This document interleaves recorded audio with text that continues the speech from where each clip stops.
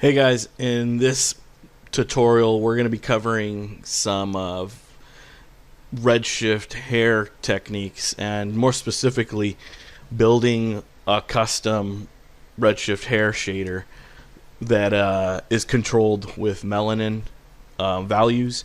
And so if you're familiar with other render engines like Arnold or RenderMan, the hair shaders for those engines recently, I'd say in the last year or two, added melanin controls, which is a system that basically uses melanin and dye like you would in real life to control the shade and colors that the hair creates.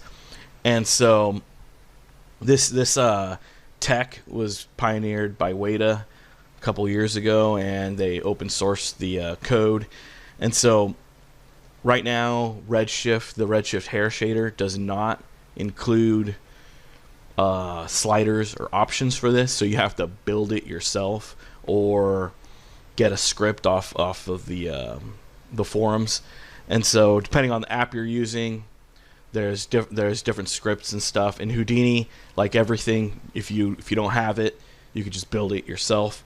And so I'm going to go over how to build this, and so you guys can turn it into an HDA, a digital asset. I'll actually include it so you guys can just download the HDA and have it as part of your shader collection.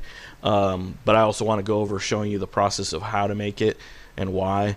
We'll also cover a couple different techniques for hair randomization. So if we want like random white hairs or something, and how to get those values out and stuff. And so just to show you guys an example, this is just a basic groom, nothing fancy really, but it's so we can develop the hair. And so let's start the IPR here. Give it a second, since it's got to cook the groom. And let's go actually to the mats. And so normally, see, so this is the HDA I made. So if I hit tab and I just try typing in melanin, I have my own custom Redshift melanin hair shader. So I'll be giving you guys this, but I'm going to go over how to make it yourself. And so normally Redshift just has the Redshift hair shader. And so let's actually, just so you guys can see the difference here, if I just were to, actually let's go back up. If I just plug this in real quick so you guys can see the difference here. The hair shader in Redshift is not melanin based. So here we have our hair shader. So the way you would work with it is you just throw in colors for the diffuse, and you just kind of just go with it, you know. And so right now we've got, let's actually, I think it didn't, I have to hit reload. Right now we're using a hair position node, and so what this node lets you do is control the hair color going up and down the strand. So if you click on hair position, you'll see that this automatically will pick up the UV values from your hair groom. So all you have to do is basically just tell it, I need the U value, so the UV value from the root of the hair to the tip. And so you plug that out color into something like a ramp in alt mode, and then in here you can just adjust the values. So if I were to change this to red, for example, you'll notice now that the bottom of the hair is red, and then as it goes up the strand length, it fades to this darker color. So that I have plugged into a a math node to just plug into. If we open up our color layer, we have it controlling another set. And so what this integer here, this user data, is collecting gray hair data. So if I actually, let's make this ramp just a dark color so you guys could see better. Let's go black. So right now the hair is completely black. And again, we're using just the standard Redshift hair node, but I'm just explaining to you guys what these nodes let you do. So the hair position lets you control the color up and down the length of the hair, and you can change the color with a ramp. And what I'm doing then is putting that into a base layer of a color layer node. So let's actually expand this a little bit. And so on top of this layer, which is our black hair, we're going to add a second layer. And so in here, we just have white right now. So it's enabled. There's actually white hairs in here, but there's probably too many. And our mask for this white color. So let me see if it's a little more visible with red, maybe. Yeah, you see the red strands in here. And so that's just to randomize our hair. And so the way we're generating this data is first we're pulling it in with the Redshift user data node, an integer, and that's going into a mask. So the attribute we're using right now is white hair, and the reason we're using this attribute is because if we go into our groom, when you're at the hair generate stage, if you jump in here,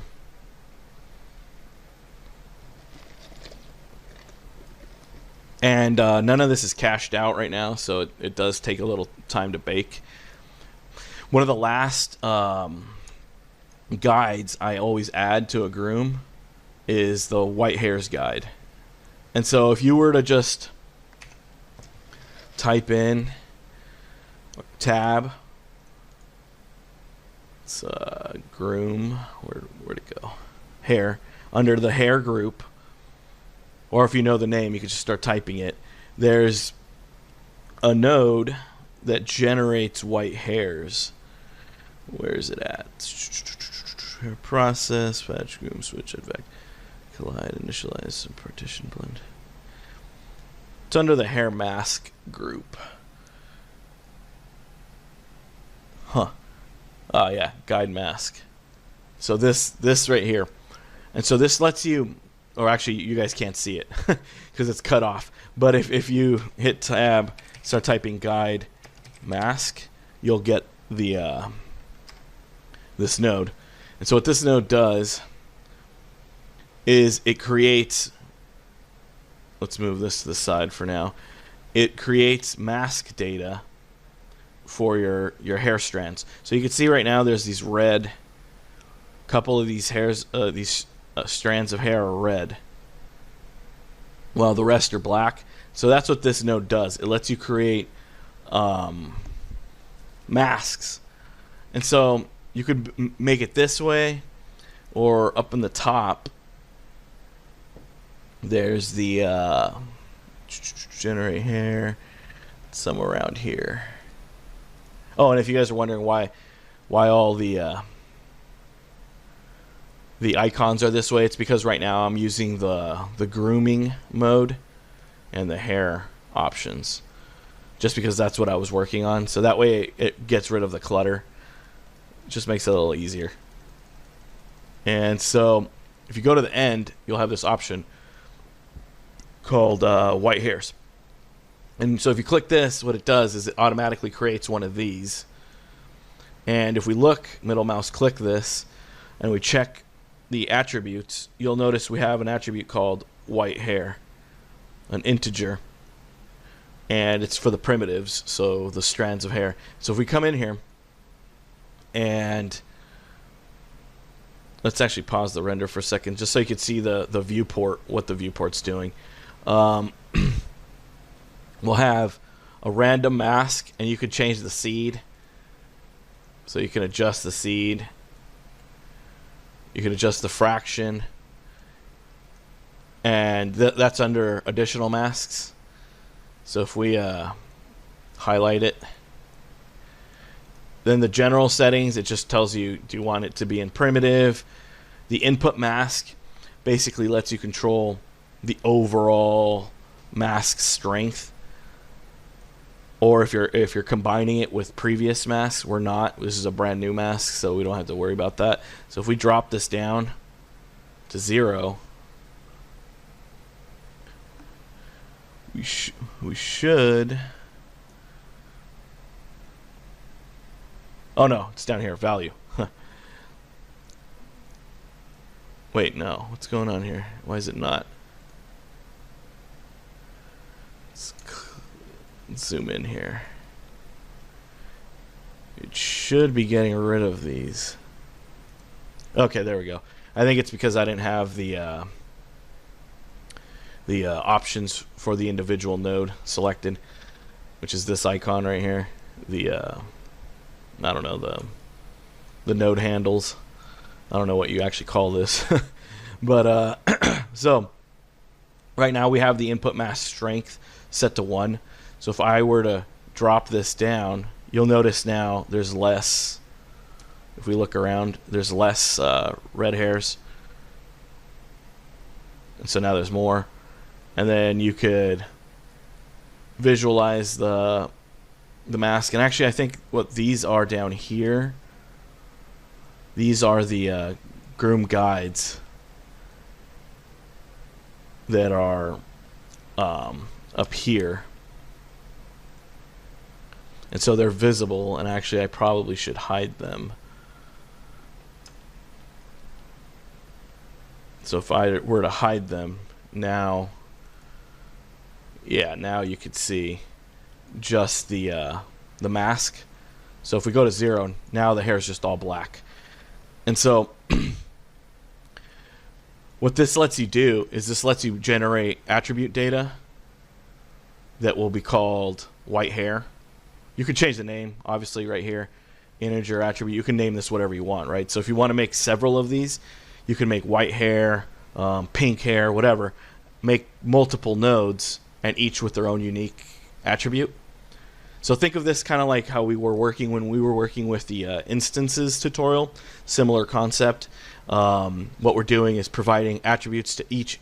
Instead of points that we're instancing on, now we're doing individual hair strands that have an attribute attached to them. And so let's activate the mask again. And so what you could do is you can control the way that these masks are generated multiple ways. There's several different ways. So you have a noise mask, a length mask, a curvature, geometry, or just random. For situations like this where you just want like variation in hair, random works fine. So you could adjust the seed, and you'll notice that the pattern is changing. You could adjust the fraction. So if I add more of the hair, a higher percentage of the hair is selected. So if I have 1, that means all the hair is selected. So you could think of this as like a percent slider. So 70 would be like 70% of all hair. If you only want a little bit, do something like this. So maybe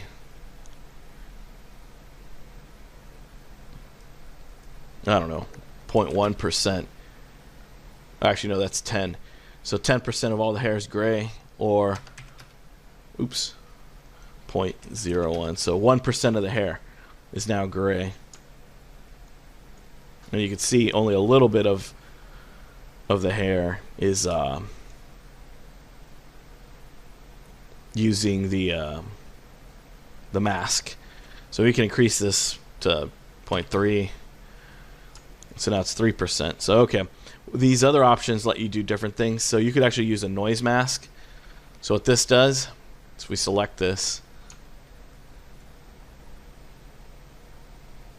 And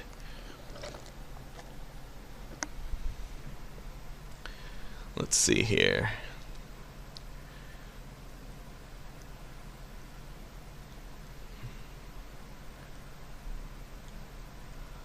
Let's try to visualize this. Fractal noise.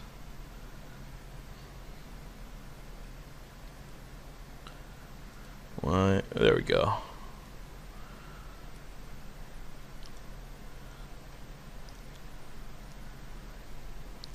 Maybe our frequency's too high. Let's zoom out a little. Let's actually disable this for now. So if we go up here and what's going on here?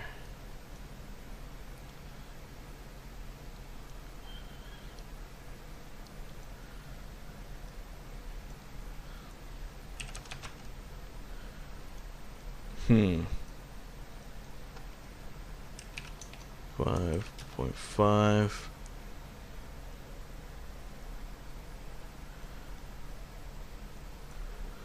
Strange.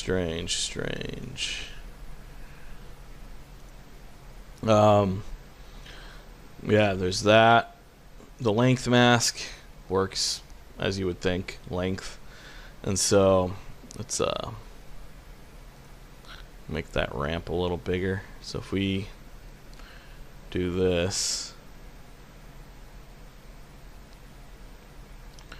you'll notice how it's being masked by the length. So let's get rid of that. If I were to do something like this, move that there.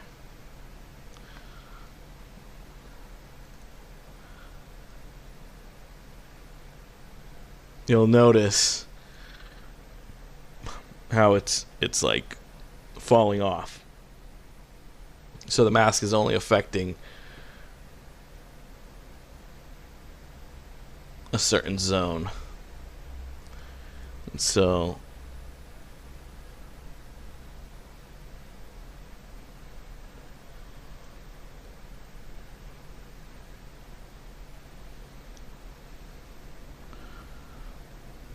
let's do that.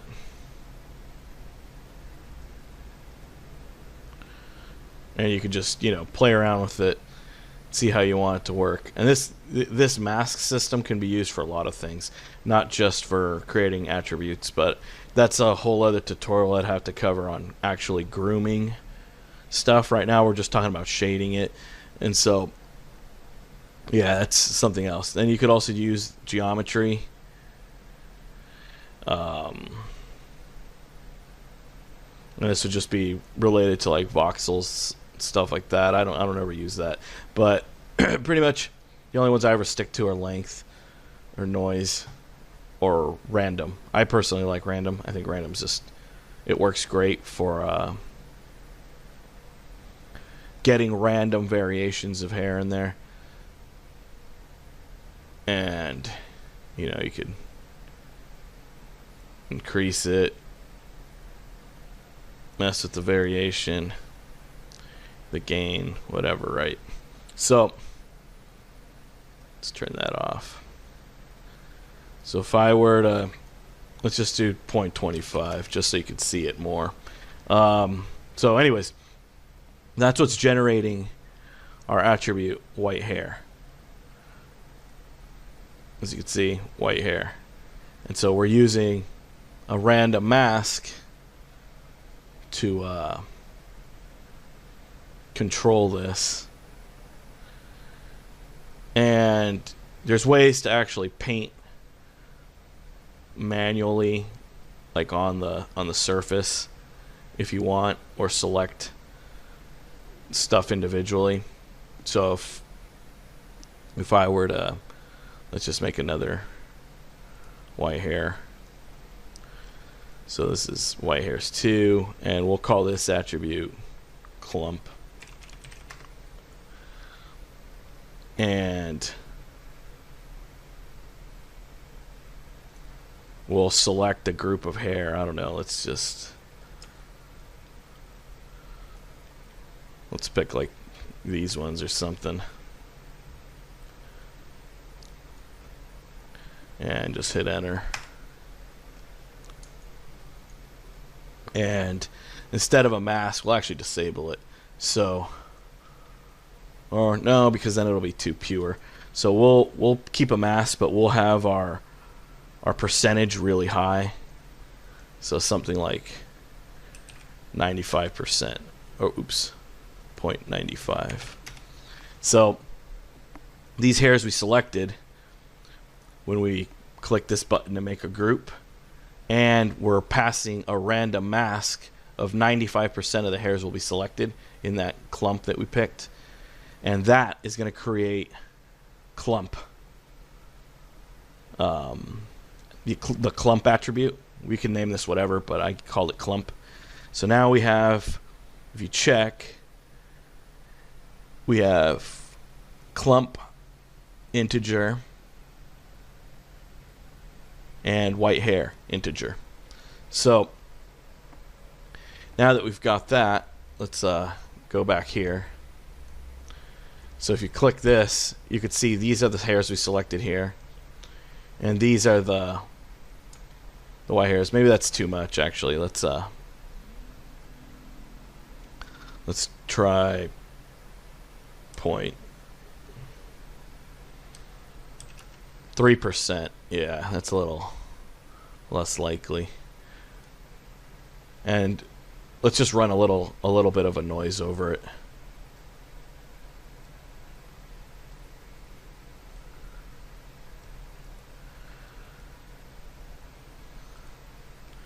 Yeah, that should be cool. So there's a couple, but our main patch is right here.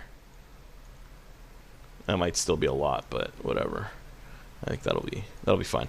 We'll make this color a different color. And so, okay, cool. So let's go back to our material. And so, like we were doing in here, we our overall hair color is going to be this like bluish black, right? And now we've got this redshift data integer using white hair, and so that's going to create some red. We should actually, let's make this a gray, so we'll make these gray hairs, and then our streak in the front of the hair. So let's make another user data integer, and we'll call this clump, which is the name of the attribute we created for this front piece. And we'll put this in as a mask, and now we'll activate layer 2, and this color, just so we could really see it, we'll make it like a hot pink so it's visible. So now let's move back to our camera view, lock it. If I reload,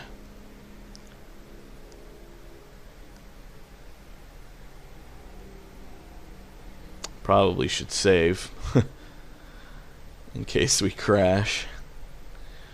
Hit save.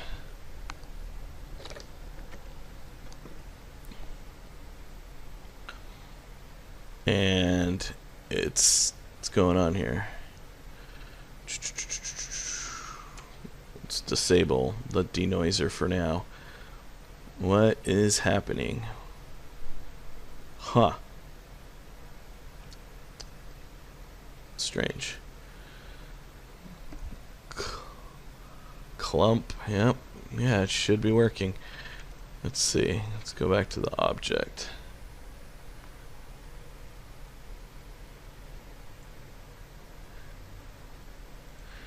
Maybe it didn't cook correctly.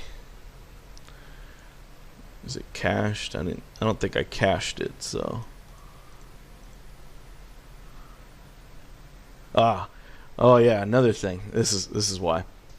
When you're at the hair generate stage, you need to tell Houdini what attributes you want to export that can be read. So right now, the primitive attribute, I only have ID, UV, white hair.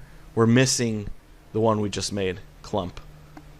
So let's make clump, and now at this level we're gonna be exporting correctly this attribute data. So if we reload now, we should be getting the clump.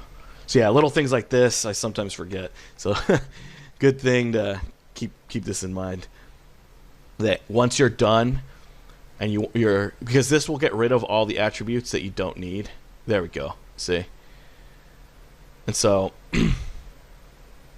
cool. So now what we're getting is we're getting that pink streak from the mask that we made, the clump mask. We're also getting white hairs in here, but they're pretty subtle. So let's change them to something else so you could see them more. Maybe a red. But as you can see, it's working. And so if we go in here, let's make this yeah, we'll make it red. So now you can see the red streaks inside there. So that's how easy it is to control specific groups. You could just literally select group and just clump up the hairs you want and just tell it, these are the ones I want to create a mask on, and then, you know, run a noise, a random mask on it or something, so it breaks up the shape a little. And so, okay, cool. So this works great. It's for setting up customized hair, and if you need the hair variation to change colors down the length of the hair, like this.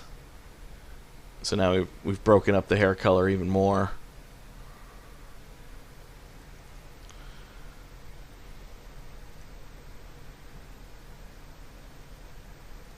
And so now, so you might be saying, okay, well, what's this have to do with melanin shading? So right now, this is just using the redshift nodes and the good old hair node.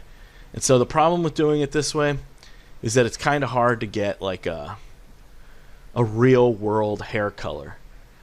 And what I mean by that is, like, the base color, you're kind of just hoping that the colors you pick look good, you know. And so it's kind of hit or miss. You don't know if it's going to work or not. And so what the melanin node lets you do, so let's pop that on just so you can see. And let's reload.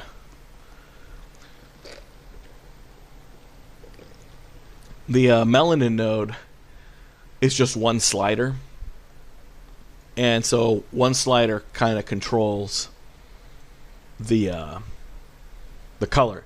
So in this setup, you're changing the color with a color swatch. You know, you're kind of like, okay, what's going to work? You're kind of figuring it out, and you're just testing stuff.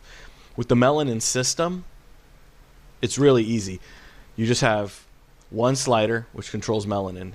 So right now it's at 1, which means black. And so, 0 means no melanin tinting inside the hair strands. And so I can go down this slider, and you'll notice the hair starts changing color. It'll start getting browner and browner, and then it'll turn blonde as I continue to slide.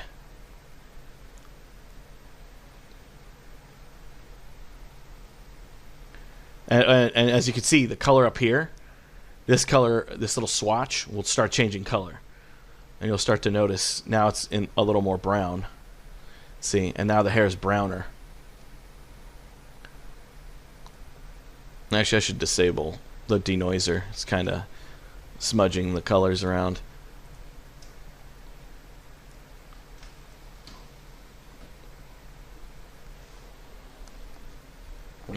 And eventually you get to blonde colors. And then eventually you just get to gray, pure, no melanin. So that's why this system is really powerful. It's just one slider, all realistic color values and hues get generated this way. And what makes it great is you could actually dye your hair like you would in the real world. So by changing the dye swatch and mixing it with your melanin, right now it's pure 1, so only the melanin slider is affecting it. If you go to the middle, 0.5, your dye color will influence your hair color realistically like you would if you're trying to dye actual real life hair. And so I'm going to go over how to build this special node so that you guys understand what's happening and how to turn it into an HDA, and you guys can just really quickly drop this node in whenever you need it. Hey guys, sorry I had to pause the video, take a phone call.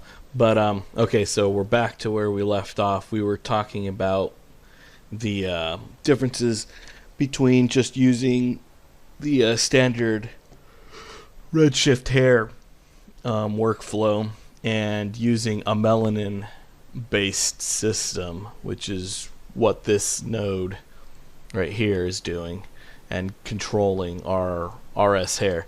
So basically our RS hair, you don't do anything to it, you just keep it at default. You could adjust the weight and stuff on some things, but in general you don't want to touch any of this stuff, and you want to control everything through your melanin hair node. And so I think I was explaining to you guys what the melanin slider does. So if we slide all the way to the right, we get perfect black, which is pure melanin.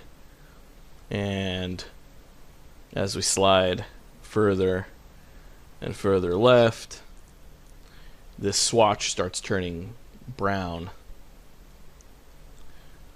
and we start getting browner and browner hair. And so this is all based on like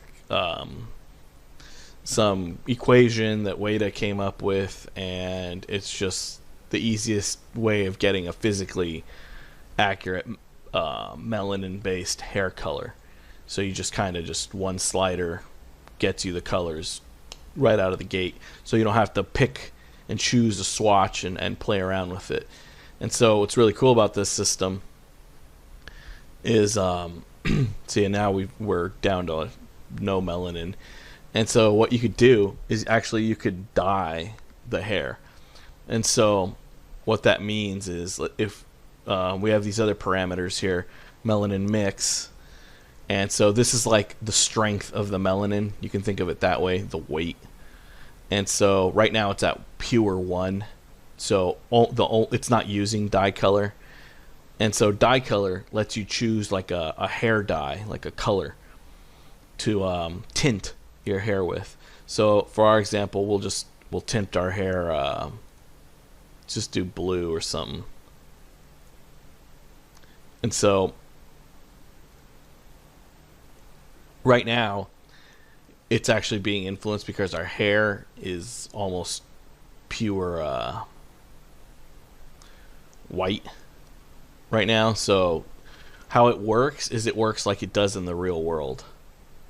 That's the best way to describe it. Like if we have a pure amount of melanin in, it's going to take like in the real world, when you dye someone's hair, what they do is they bleach the hair sometimes to get, because the hair, if it's already too dark, you can't dye the hair. So how the melanin mix and dye color system work, they work like they would in the real world. So in order to actually dye someone's hair in the real world, you have to lighten their hair usually. And so as you can see, now that the hair has less melanin because we've lightened it, the dye color starts appearing more. And so you could also control this using the melanin mix. So a 0.5 value means that more of the dye color is going to appear through. So if we move this up to a little darker, right now, even though you might not see it, there's a little bit of this blue coming in, and so it's subtle. And so you could change the dye color to something like a red, and you'll see how the hair reacts naturally. And so that's what's really powerful about this system, is that it basically saves you all the guesswork, so you don't have to be mixing swatches and trying to, figure it out on your own. What this does is it lets you just automatically kind of, with a couple sliders, control the natural color and then dye the color, and then how strong you want the dye to mix in. So and the whole time, this little swatch right here shows you what is going on. So as you can see, if I you can see this moving live right now. So like if I move the melanin mix, you'll notice if I go this way, the colors start sliding to the lighter side. If I mix the melanin back in, they start going darker. And so it adjusts the swatch so you know what's happening with the color as you're working with it. So you could adjust your dye color to be something else, something weird, like green or purple. And so if you really wanted to be physically accurate or whatever, you could go to like one of a famous hair dye website or something, and then get an RGB or one of the values, probably an RGB off their website, and you could type that in here so you get the exact dye color, and then from there you could just choose how much to mix in or what color your initial hair is from the beginning. So right now, if I were to disable this dye color, for example, and let's just go back to white, that's the natural hair color underneath. And so it blends in appropriately with this dye color. So if we hit 0.5, we'll get a little less melanin and more of the dye to show through. And so using this system, it just makes it a lot easier to control the natural look of hair. I assume that the melanin system isn't meant for animals. I think it's meant only, the equation's meant really only for human hair, but it works really well. It's just easy to set up and use. So I think this will be a good thing to have. And so, like I mentioned, this is all packaged up in a single node that I made. So if I just type in melanin, there it is, Redshift melanin hair. And so I could just make it real quick, drop it in my scene, adjust it, and get going. And so, and it also has the OpenGL properties. So if we switch to shaded mode, we'll get a purple to go with the hair. It's not, perfect, but it works. So at least for OpenGL preview. And so you could set this up also. So yeah. So how do we make this? How do we make this special node here? And so in order to do that, we're going to start a whole new setup. So I'll leave this in here for you guys to look at the finished HDA, and we'll actually make a new one. So let's start dropping in a builder. So we'll drop a Redshift material builder, and we'll just call this new melanin shader, and we'll dive in. And so the first thing we need to do, the basis of this node is still the RS hair. So we'll drop in the RS hair in here, connect that output, and let's just plug that into our hair. Let that calculate, since none of this is cached, and I don't want to make it cached because it's going to be a huge file, and Patreon has limits on how big the files can be. And so that should be there. Let's reload. Give that a second.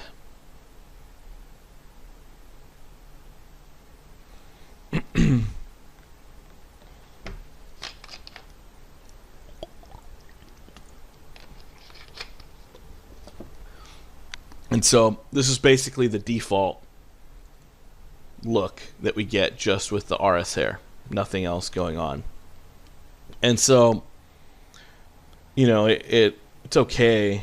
The problem with the RS hair is basically that it just has all these parameters that make it difficult to get the look you want because of how hair reacts. And so to mitigate all that problem it's just better to use a melanin system if you can. And so for this, to make it now, the magic part, what we're going to do is we're going to hit tab and we're going to make an RS color ABS, or absolute. And so this is the node that we're going to add properties to, and this is going to be we're going to turn this into our melanin hair. So we'll just call this melanin controls, and we'll change the color something red or something, so it's a little more obvious. And our next step is underneath the hair. We need this to control 3 different parameters. And so we need it to control the internal reflection color, the diffuse color, and also the transmission. I think it's transmission, or is it translucency? Trans color. I don't know if it's translucency. I think. Let me see. No, transmission. Okay.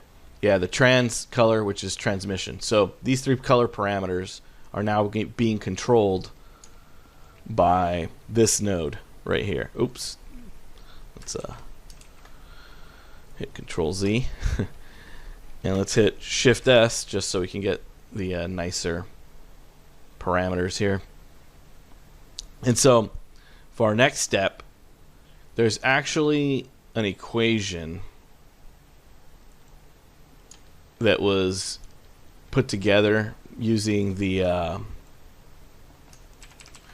Weta paper, the SIGGRAPH paper. And so one of the Redshift forum members put it together for us like this. So this is how you could understand it. And so this is basically an expression, and it's calling different parameters, which we're then going to put together. And these parameters then allow us to basically build the node together.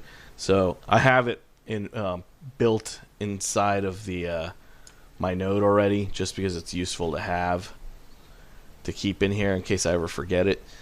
And so I kept it as a note. So I just copy and pasted it here. So if you want to think of it this way, it's an exponent, a max power of a channel of melanin, of an attribute basically, melanin that we're going to create with some math, some more math, and this is a melanin mix, which is, these are all the properties that we're going to be controlling.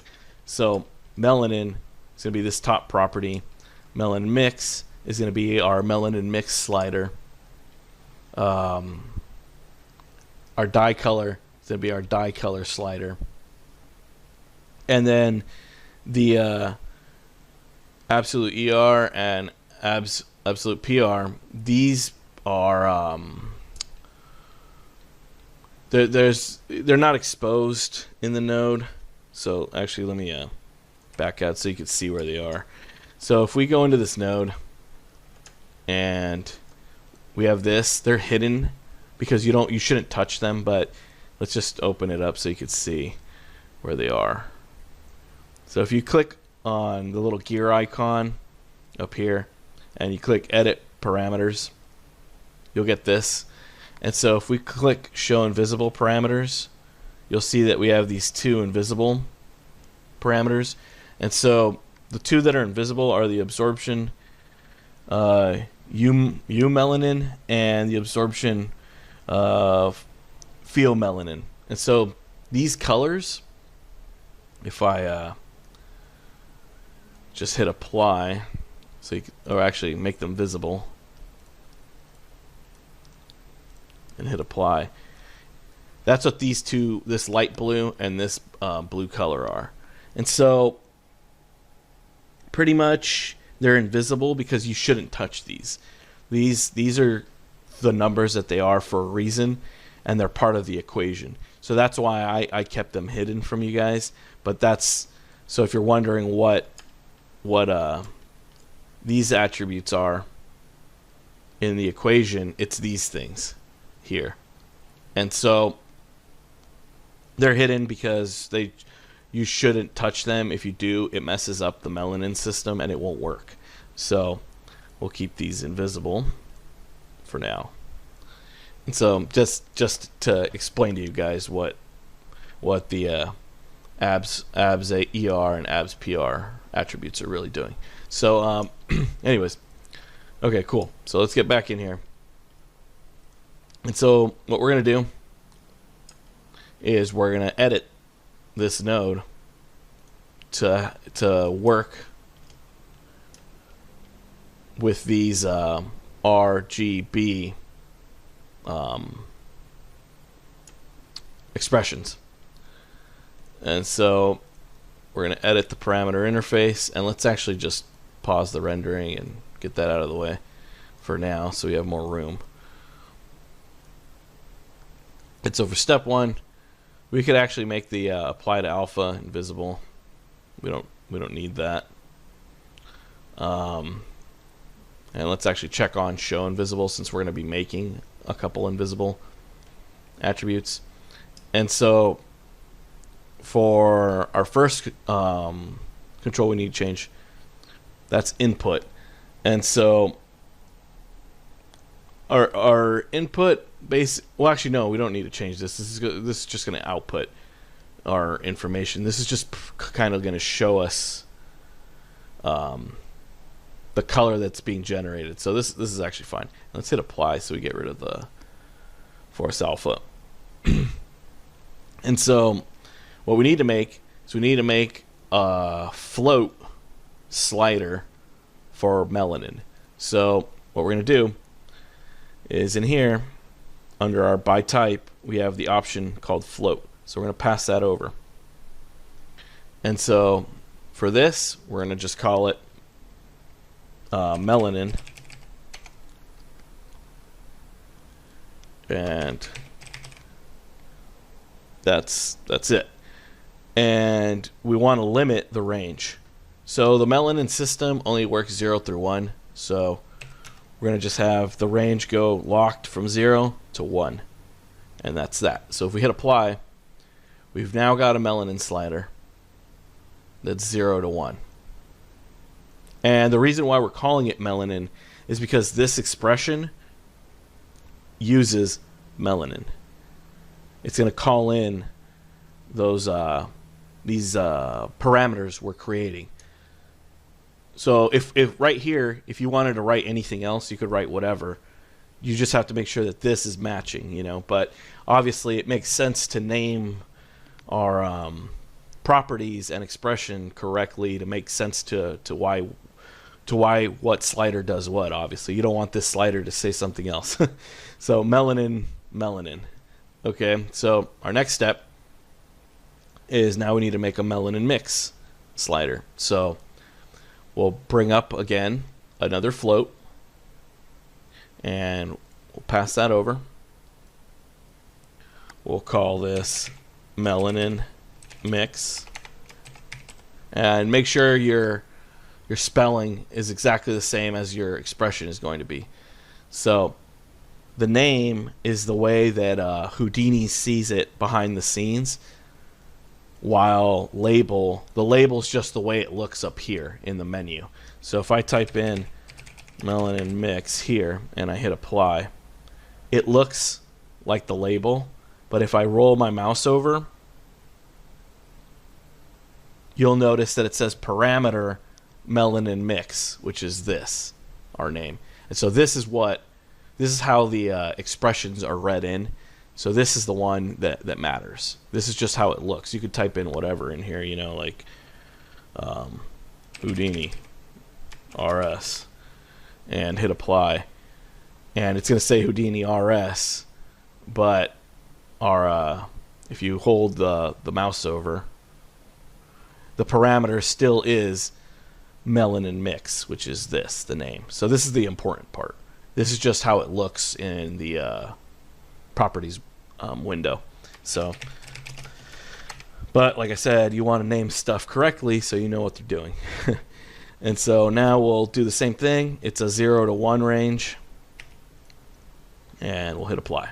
So now we have a melanin slider and a melanin mix slider. And we'll just put this at 0.5 or something. And okay, cool. So now that we've got that, our next parameters, we need a dye color. And so to make a dye color, we just want to make a color. And so we go up here, select color, and now we've got this, and we'll call this dye color, the same naming convention.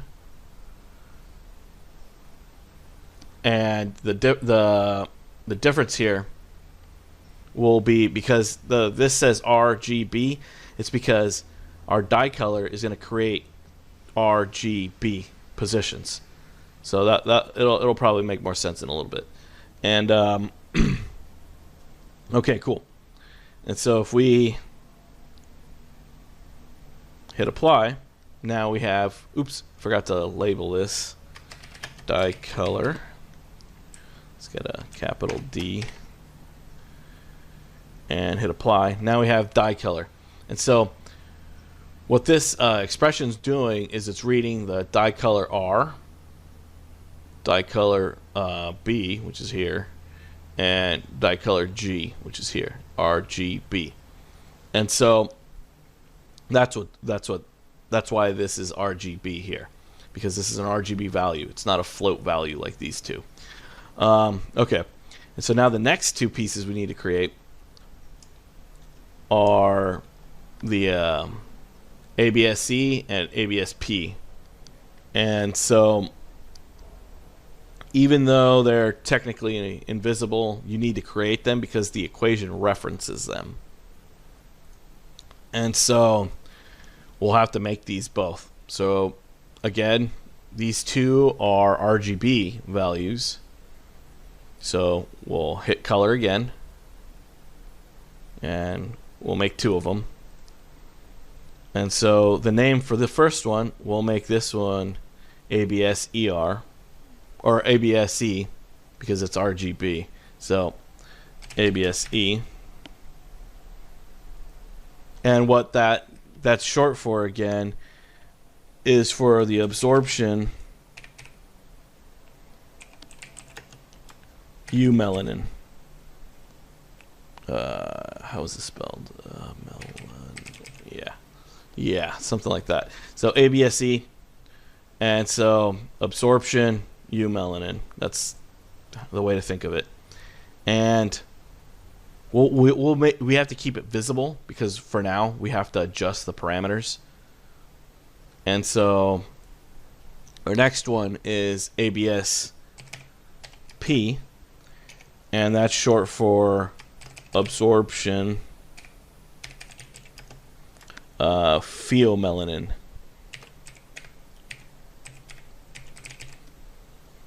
And so if we hit apply, we'll get both of those. And actually, let's move that to the bottom. Hit apply. And so inside of here, there's specific values that we actually need to put in. And I thought I had them in my notes, but I guess I don't. So,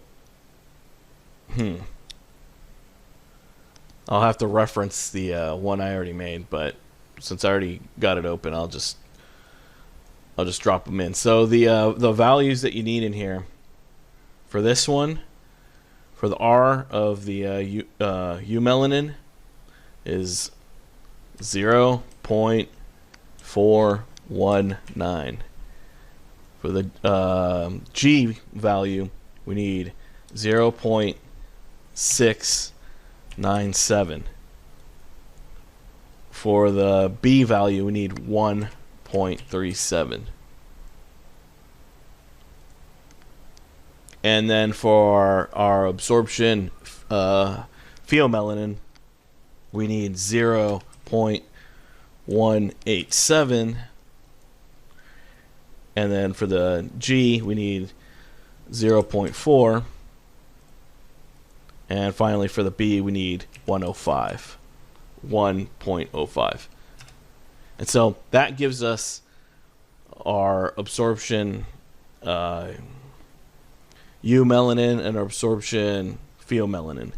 And so these two values is what we need. And we don't want to touch these ever again. Once they're there, that's it. And so what we're going to do is now we're going to go back into our properties and make them invisible. And that, by hitting apply now, will make it so we basically don't touch it ever again. So boom, now they're gone. And so now we could actually accept. So now we have all our parameters. So we've got our input, which is actually the combination of all this, which is where we're going to put our expression, our melanin slider, which controls our melanin mix, and our dye color, and then the other two that are invisible. And so now all you have to do is copy this expression, which is for R, paste that in here, and then copy the G expression,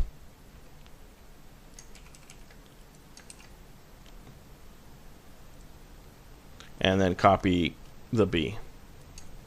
And so if you named all the attributes or these custom properties correctly, this equation will just drop right in and it'll just work.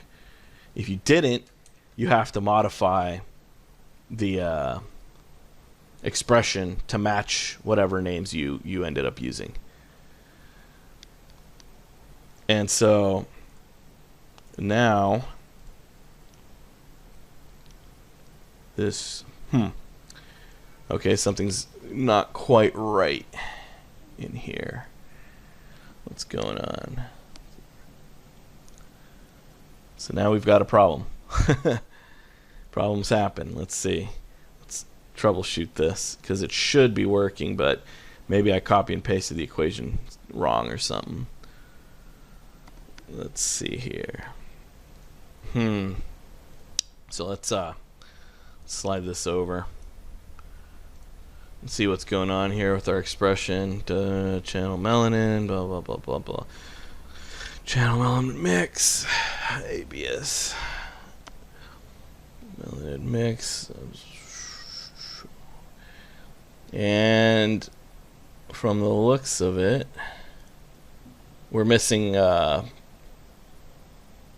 parentheses. That's what I think it is.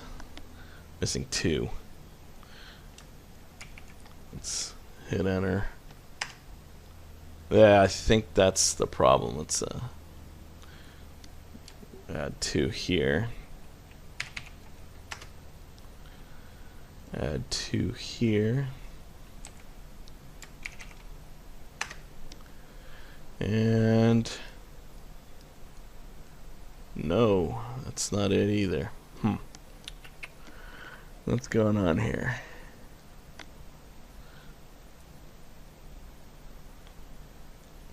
Edit our parameters.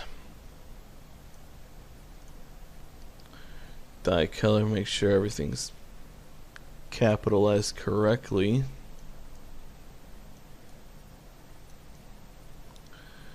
Yep, dye color, dye color. die color.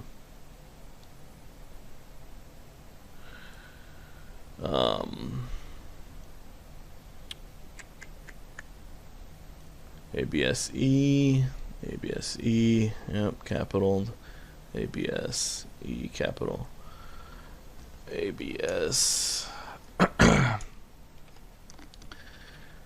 ABS, capital P, ABS, capital B, pheomelanin, melanin mixes,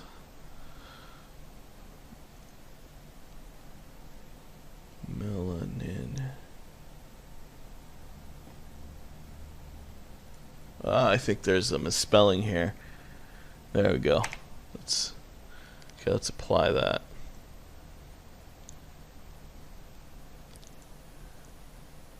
And still not working. Okay. Let's see here. Melanin mix. Melanin mix. Melanin.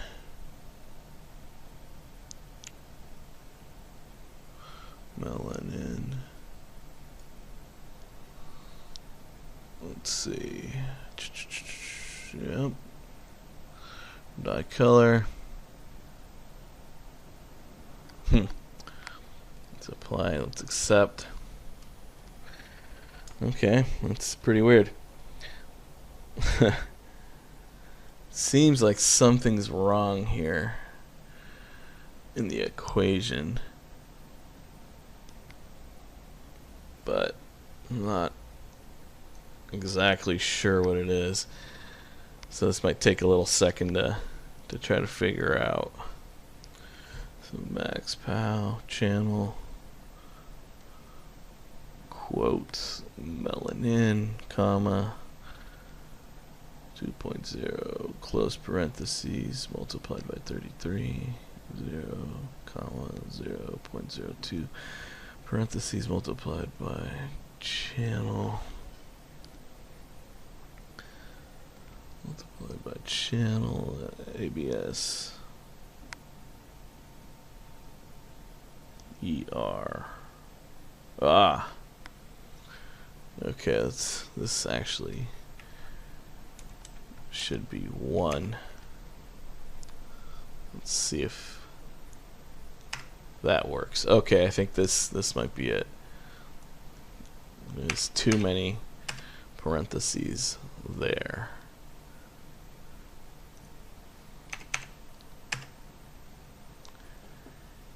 Yeah, there we go. Okay, so this equation, actually I need to edit this. These double,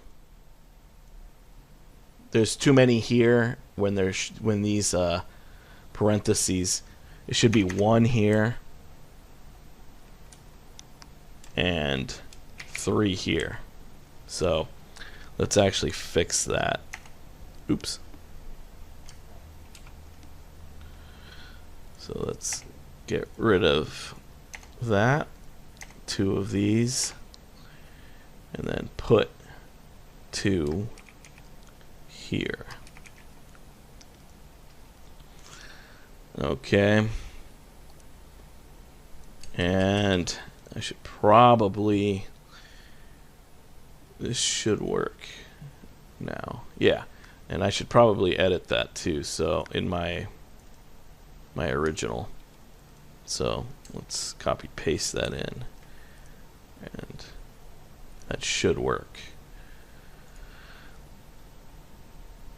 And just to make sure, I need to save everything. Saved, parameters saved. Okay, just to save the HDA. So let me make sure it saved it in there. And yeah, it saved it. Okay, cool. Alright, so now if we dive back in here. So okay. See, accidents happen, guys. And took me a little bit to figure it out, but basically the order of operations was wrong on the equation. And so we needed the 3 here, not here, and that caused it to bug out. Okay, so now, as you can see when we slide this around, our color changes, and if we use the melanin mix, our color changes, and if we use a dye, it should also change. Yeah. Okay, cool. So it all works. Back to working here. And so now that we've got this working, it's pretty much, it's good to go.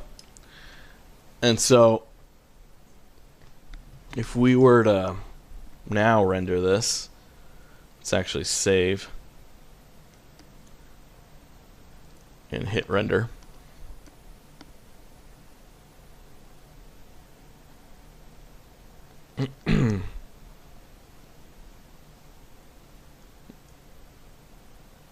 It should be reading it as expected. And actually I'll go over how to turn this into a custom shader or a custom node.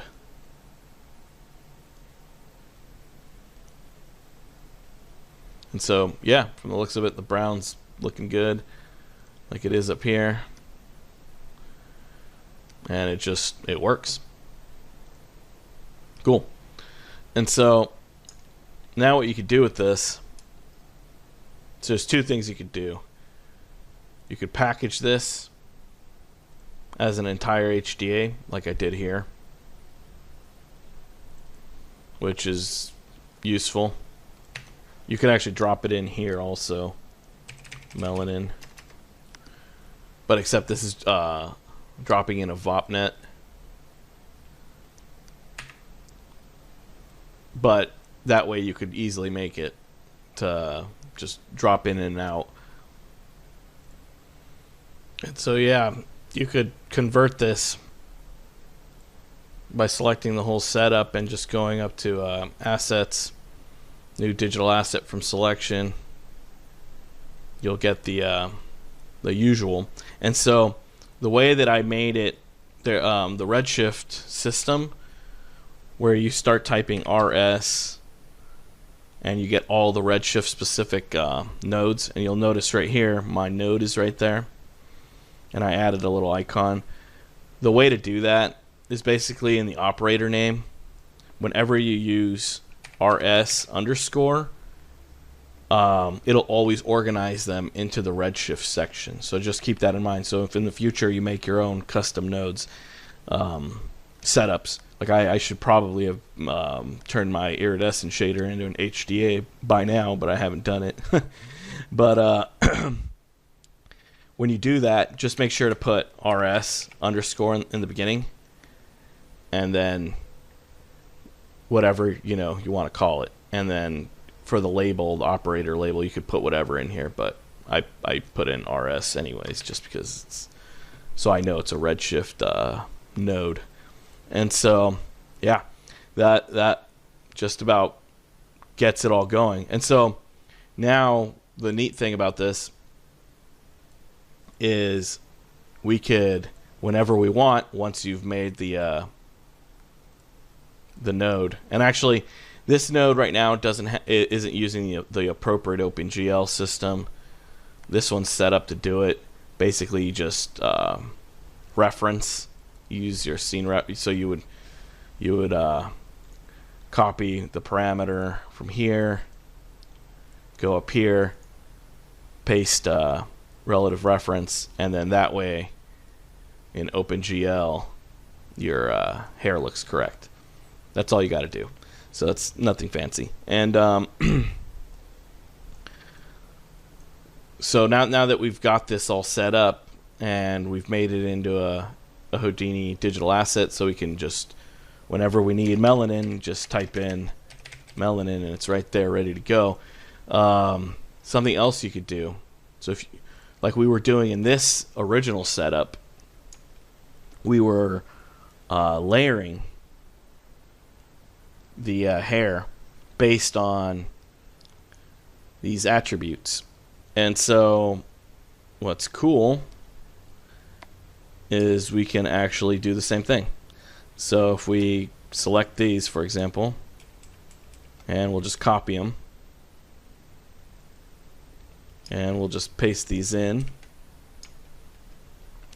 And the reason why I just copied them is just because I don't want to have to retype in the white hair and clump that we made earlier. And so what we could do now is we could actually plug in this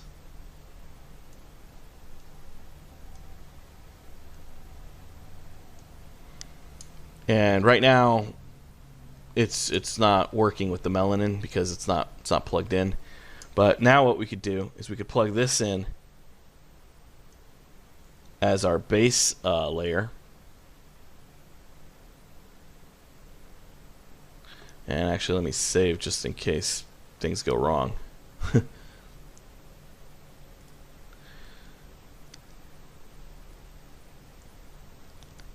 And so now we've got this melanin base layer.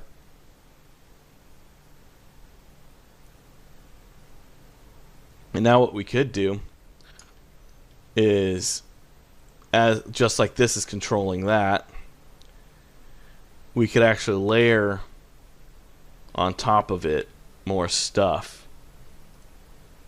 And so because we just added these nodes, I actually have to reload the scene. So let's just hit reload. Let that process for a second, since it's got to recompute the groom.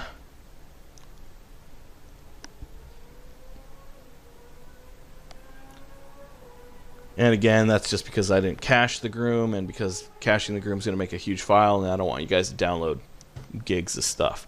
So it'd just be easier for you guys to load it up and have it compute on your own. And so there you go. Just like we had earlier, we've got that pink color in. But now we could do multiple things. Instead of, like we had earlier, just a color swatch, we can actually control this color by creating more melanin controls. So if we move up here, and let's just make another 2. So we'll move this down.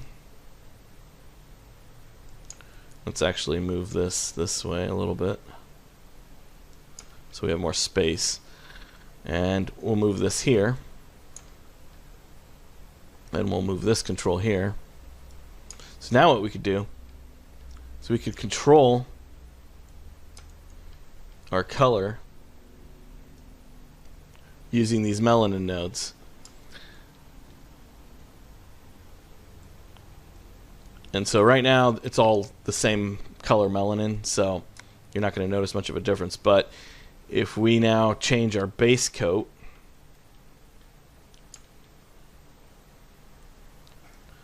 let's just organize these.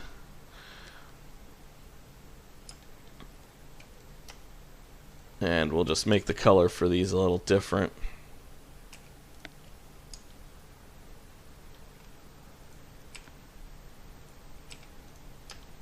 And so if we now change our base color to some sort of brown,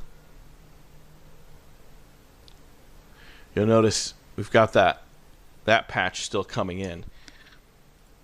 And so we can make this one even whiter for our white hairs. And then we can make the little streak we had here, we could dye the color. Let's try a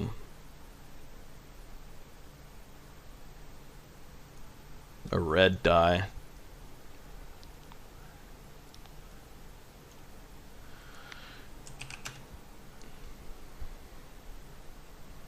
And yeah, pretty much what you start getting pretty quickly is a good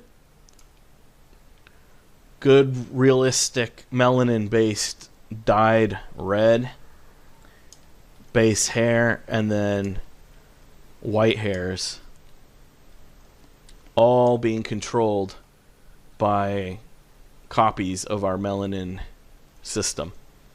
And so doing things this way, you pretty much save yourself all the trouble that we were doing earlier by trying to mess with swatches and do all this stuff, trying to get it to look. I mean, it's more, you can art direct more, I guess, you know, but this is just an easier out of the box, couple sliders, physically accurate colors.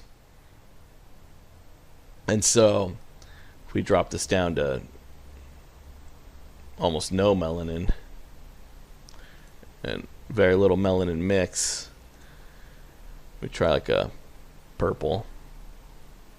Now we've got this kind of a look going on. And then maybe we want to dye the brown, so maybe we'll dye it like a bluish color. And now we've got this like bluish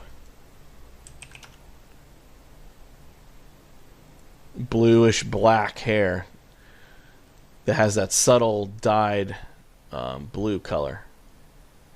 See? And then at the same time, we've got some little white strays. And these are all being controlled by our attributes we created earlier in the beginning of the tutorial. And so just with a couple basic attributes and 3 melanin controls, and we haven't even touched the RS hair shader. We don't want to touch this. We're able to generate some really nice variations inside of our hair. As you can see, some of it's got little white streaks. The black hair is black, but then it's got like a nice, in the light side, you could see that it's got these blue hues in it, which is how dyed hair looks in real life. And this purple is nicely dyed. And so just like that, you're able to really easily generate some really nice shading qualities to your characters. And so hopefully you guys learned something pretty cool. I have to give credit to Weta Digital for coming up with the equation, and for Daryl in the forums for putting it all together into an expression that we could use, and Adrian and other people for making the script available for Maya and other apps. You know, and I just wanted to show you guys how to make it and how to combine the melanin system with user data to add variations and to control the look, and also how to build it yourself, and also how we could just turn it into a node that we can use forever now, until, you know, the day that the Redshift devs decide to make it a part of the hair system. This will work. And yeah, so hopefully you guys learned some cool stuff. The bonus tutorial, I think I'll be going over mops. If you guys haven't heard about them yet, it's this motion graphics toolkit. Some people are kind of confused how you install it, or how, you know, some of the basics, or how it works with Redshift. They actually recently updated it, so what I was going to show you guys is no longer necessary. It's kind of outdated, but I'll show you guys how to get the new version, how to install it, and the new thing that basically makes it work with Redshift really easily. And so you don't have to mess around with the attributes and convert them or any of that stuff. It just does it for you. And so I'll show you guys how that works in the bonus tutorial.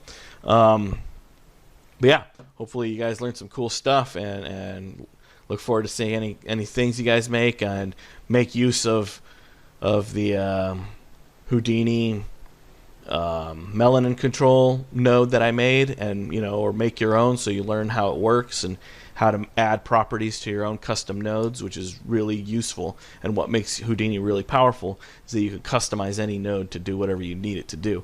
But yeah, thanks again for all the support, guys. Have a good one. Bye.